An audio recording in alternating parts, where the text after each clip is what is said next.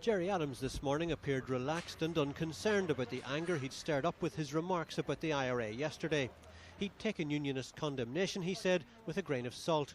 Outside the City Hall on Sunday, he'd been heckled by a man who called out, "Bring back the IRA." They haven't gone away, you know. Today, he said, that had not been meant as a threat. I think those who have swooped on that remark were going to take exception to what I was saying anyway, and to take that remark out of the context of the rally and the general banter is to miss the main point. The main point is that we haven't got peace, that we should all be using our influence and our collective mandates in this situation to move the process forward. But Northern Ireland Office Minister Baroness Denton described his remarks yesterday as singularly unhelpful in the context of trying to create an atmosphere in which all-party talks could take place. Ian Paisley said Mr Adams' mask had slipped and claimed the IRA had recently moved arms into North Belfast.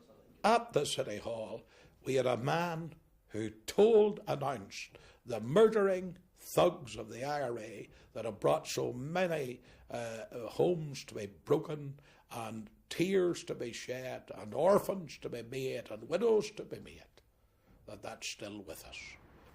Ulster unionists say the Sinn Féin president's remarks confirm their suspicions that the IRA could turn on the violence again if they don't get what they want. However, I think we've got to put on record that the vast majority of the people in Northern Ireland have remained remarkably calm throughout this whole business, and the crowd scenes that the Sinn Féin have sought to develop haven't actually materialised because very many self-respecting nationalists, and I would suggest many Roman Catholics, have said, no, that's not the way we want to go, and they've kept away. Loyalists say it's time for Republicans to instil confidence in the peace process. They need to say, loudly and clearly, they need to say it today, that their weapons are defensive and that under no circumstance will they countenance first strike. The Loyalists will reciprocate, and therefore giving the ordinary people, those who were the potential serried ranks of victims, the opportunity to feel good.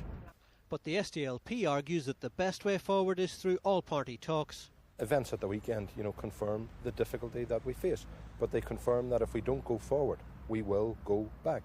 And it's the British government who are in a position now to help everybody to move forward.